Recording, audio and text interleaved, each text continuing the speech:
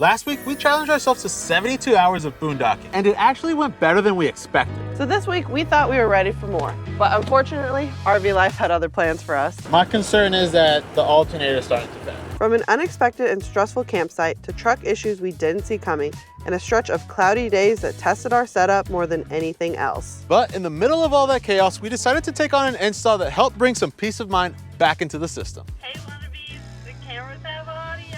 We're Diego and Ash, and we've been full-time RVing for over a year now, and we're on our epic summer road trip. And this morning, we woke up in Arizona and realized we desperately need to dump. We thankfully have found a campground that'll let us dump for $15, but this part of being on the road and boondocking has not been as easy as I thought it was gonna be.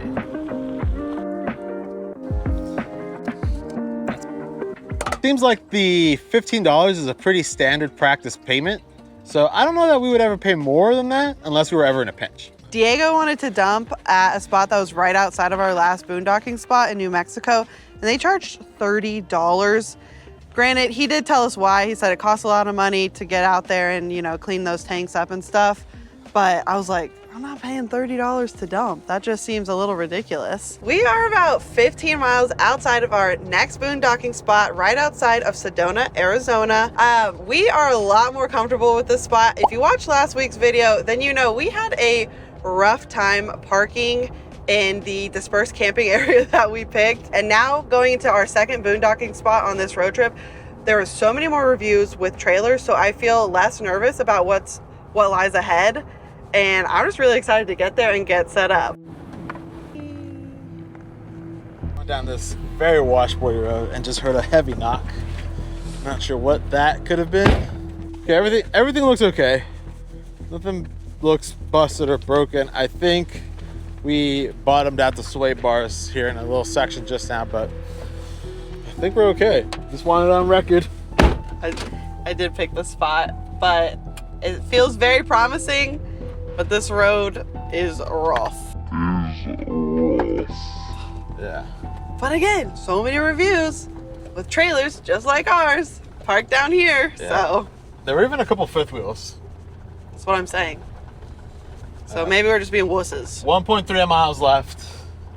We'll let you know if we make it. We started out at 4 miles, which doesn't seem like a lot until you're in it. Thankfully, there is a lot of spots, but there's also a lot of people already here. Doesn't look bad. I don't think there's a lot of room on the other side. Yeah. Let me go look. Is this the spot? This is it, yeah. It's a little bit harder of a site than we thought. Yeah, we're like way off. A bit of a predicament. Back just a little. Back? Yeah. Okay. Just a little. That's perfect. Yeah? Yeah. Okay. Let's chalk these wheels, baby. Chalk them and lock them. So we've set up in Sedona, and we're on our way out because we have a couple things we need to pick up, and I am getting some on and off, like the radio's going off, AC's cutting out, and then I'm getting a flashing of like the four high, 4 low, and the ABS. I'm not sure what it is. It seems like if I go over a big bump is when it starts, and now I'm just going as slow as I can. But it hasn't done it. Hasn't done it in a minute now. And it didn't do it when we were, oh, there it goes again. There it goes again. Let's see. So do you think it's like something like driving related, like because we're on the gravel? I don't know, maybe. It could be, it's one of the battery cables. That's what it is. One of them's coming loose as we're going down. Well, and it's cutting power. Let's just say, I'm just here for support. I have no knowledge. Thankfully, we had just enough service. I was Googling what I could be. I'm going to check and see if we're getting enough voltage out of this battery. That's smart. 12.6. Okay. And what should it be? Well, 12 volt. 12 volt. So that's pretty good. All right, let's turn it on. Okay. I'm going to turn it on, and if it reads 13.5 to 14.5 and it does it consistently, then that's fine. That means the alternator is working correctly. But if it fluctuates a lot, that means the alternator is failing. But at least all of this is happening in a really pretty location, right? So it's at 13.30 while running. Here, I'll show you guys. And should be 13.5, 14.5. My concern is that the alternator is starting to fail. Do you think it has anything to do with the DC charger?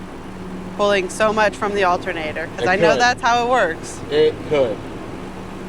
I just didn't think it would mess with it, you know?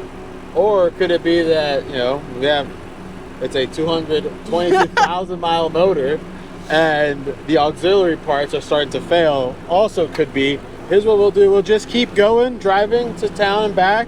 I don't think it's gonna fail now, but it will fail. So. You hear this, right, guys?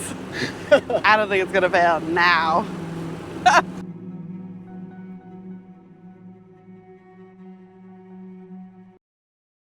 Yeah, I think it's more likely you have a wiring issue.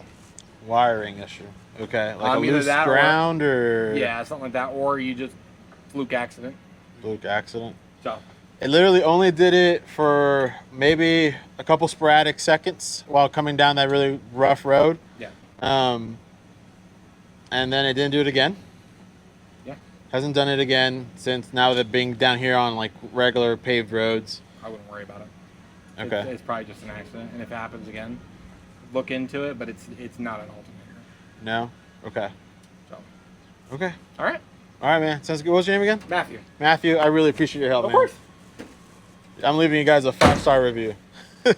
Okay, here's the plan, guys. We are going to get out of this parking lot first. And if anybody's wondering, this is Red Rock Auto Service Center in Sedona. They were very kind. I explained to them what happened. And he's like, I don't know, man. Let me test it. As you guys saw, he didn't have to do that, but it was great.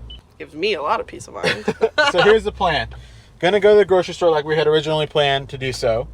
And while Ash is in there, I am going to pull some battery terminals and stuff.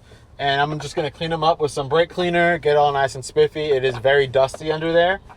I'm really relieved right now. I don't know. I could cry.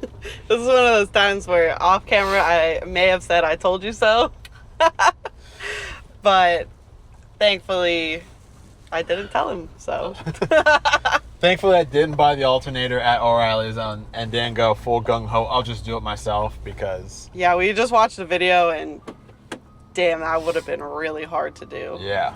If yesterday's experiences taught us anything, is that with RV life, you can never anticipate what's going to happen. But with the Haloview backup camera, you'll always be able to see what's going on around you.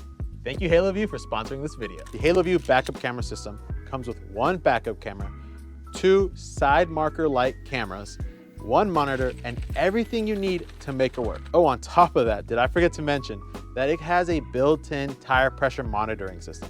We have desperately been needing that. So I have removed my old side marker light and installed the mounting bracket and gasket provided with the Haloview camera. Something that you're going to notice is you have a white and black wire coming out of your unit. The Haloview camera has 4 wires. The ones designated 12 volt are going to tie into your black wire. The ones designated ground are going to tie into your white wire.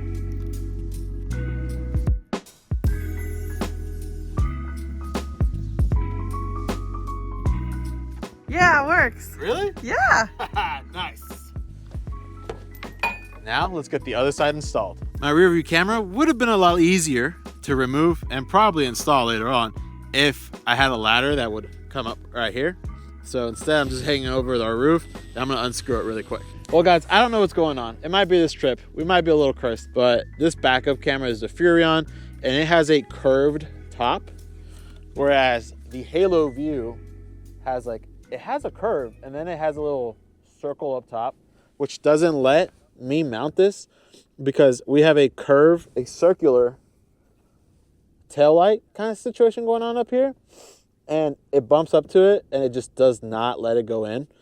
I went ahead and put this back. I'm gonna reach out to Erica with Haloview support team and see what she recommends me do. Maybe they have a completely different housing, but for now we're gonna move on. We have the 2 side marker lights in. I'm gonna get the monitor installed in the Tundra and go from there. I have the monitor up. I just used a suction cup. They do provide you with 2 versions. One has a 3M adhesive back that you can put on your dash, but I might want to change this, so I use the suction cup instead.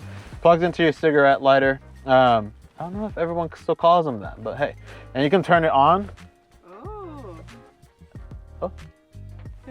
Turn it back on. Right now I'm working on setting up the TPMS tire sensors. To do that, you're gonna open this guy up slide your battery, which is provided to you. So now that it's set, you're gonna choose your tire, auto learn, and it's waiting. Ta-da. Yep, it definitely learned the new sensor, which is right here, showing 49 of 69% PSI. I should probably get that fixed. And I'm gonna install the other two, drive the truck back around, back it in, connect the 7-way harness, and see what happens with our 2 side marker cameras. Something funny just happened, and also something that gives me hope for the rear backup camera. I'll show you over here. If you can see the screen really quick, if I go to channel 2, that is what should be on the passenger side of the truck. As you can tell, it is upside down. All right, so now all I have to do is click into the thing, go to menu, mirror, and then hit. Hey, Wannabes, the cameras have audio.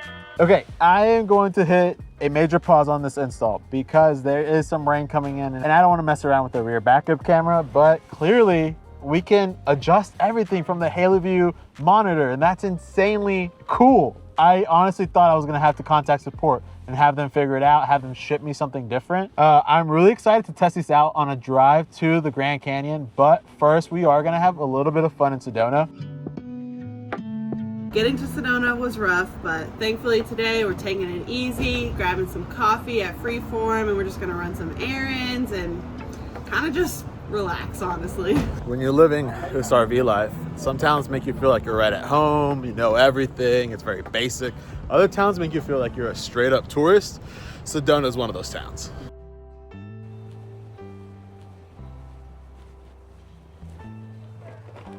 We've had a great day in Sedona and I'm feeling relaxed, but unfortunately we looked out the window at the library and the clouds are starting to roll in and we're boondocking. So that can only mean one thing, that our solar is not being charged. Boondocking is not for the weak. Somewhere along the way on our one-hole boondocking trip, we decided that we became expert boondockers. We've only been in Sedona for one whole day and we've already managed to use up the majority of our water. And like I told you, it's been cloudy all day today, so only God knows where our batteries are at. I'm not very hopeful. Oh, 69%. That's not bad. Hang on, let me get back to. Oh, that's not too bad. Wish it was at 100, but we're working with what we got today. If you can't tell by the way we're dressed, we're going to cowboy church. And I'm packing our little bag because afterwards we're going on a hike. This is the Red Rocks area and it does cost $5. It's a day pass to use this whole trail system back here. But we should have read the fine print before we paid, is that your America the Beautiful Pass works as well. So don't be silly like us and save some money.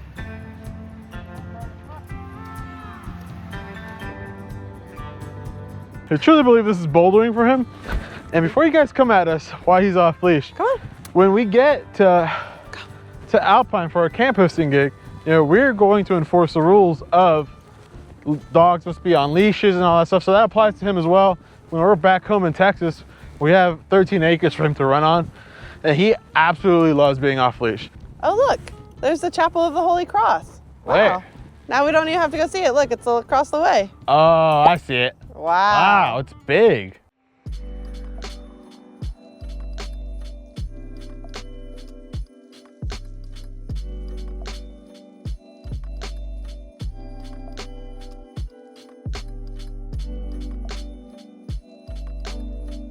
I gotta say, I've gotten a little bit better at the ordering and picking up pieces for an upcoming video, but only a little bit because this is half the order of what's to come.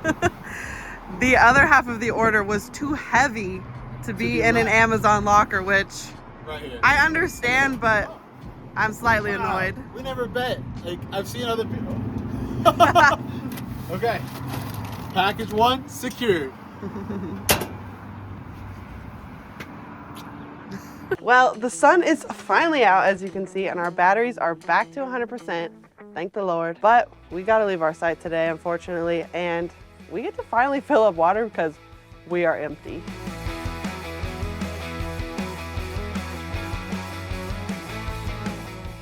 We are officially on our 2-hour drive to the Grand Canyon, and I'm really glad to have Haloview with us on this drive. But I am noticing that we are losing signal on our 2 rear tire TPMS sensors. They did provide me with a signal booster, but I got a little cocky, and given our size, I was like, I don't think I'll need it. So here's that signal booster I was talking about. It has 2 alligator clips that'll connect to the terminals of the battery. You might be asking yourself, why are you doing this now? Well, for me, it's really important to show you guys that some upgrades can be done by yourself in the parking lot of a McDonald's, and you don't have to stress about doing it. You don't have to pay anyone to do it, and it doesn't have to be such a hassle. Now that it's installed, I'm ready to share with you guys how much I love this Haloview system. So let's get on the road. My initial impressions are, I really like the system. The camera quality is great. Images look crisp. Is this something you absolutely need to start RVing? No, but it is an incredible upgrade, and I can't believe we've gone this long without it. That being said, we still don't have the backup camera. I did reach out to the support team, and they asked for pictures on what the issue was so that they could send us back with the best solution. Ultimately, guys, I'm really enjoying this. The tire pressure monitoring system, it's working a lot better now that I installed the signal booster. I know y'all were all waiting on my first impressions. Well, I'll have to say this. It's making the dash a lot messier than I would like it to be. I think we'll have to find some kind of cable management just so it's like kind of cleaned up, you know? Other than that, I think this is really cool. I love being able to see on either side. This helps, like when Diego's driving, to feel very secure and we're not gonna hit anything. Because this being a new rig, like the last thing we want to do is damage it. Pulling into dump right now, and I can change the screens so that I get a clear view of where I need to be. I'm not wearing gloves still. Man, no one ever really tells you how long it's gonna take you to fill your freshwater tank. But we are back on the road, and I wanted to talk to you guys about downsides of the Haloview system.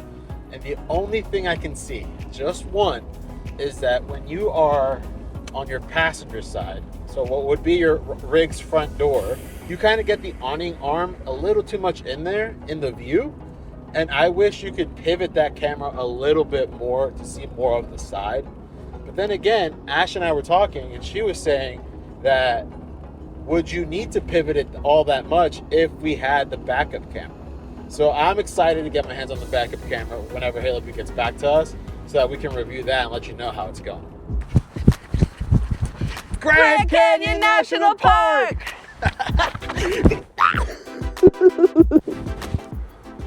Hey, how's it going? Here you go. Officially in park number 11 of 63 for us visiting all of these national parks together. And I'm just so glad we had Haloview to get us here safely. It was a blast to use and install, but Look at this. That is not even the bottom of the canyon. oh, look at that bird. No, where? Oh, he flew it. Look at that, guys. What the That's actual a wall. It just continues down. Ash is never truly impressed with national parks. She recognizes their beauty for sure, but she's like, oh my gosh, this is so amazing. And like, she needs it. Look at her smile. Look at her. This place is so wicked. We absolutely love it at the Grand Canyon. I wish we had so much more time to spend here, and Yeah. it seems that has been a theme lately on this road trip. Wishing we had more time in these beautiful places. Really do, truly. But we hope you stick around for next week's video, Wannabes, because we think you're gonna love it. See you later, See you later, Wannabe. Wannabes.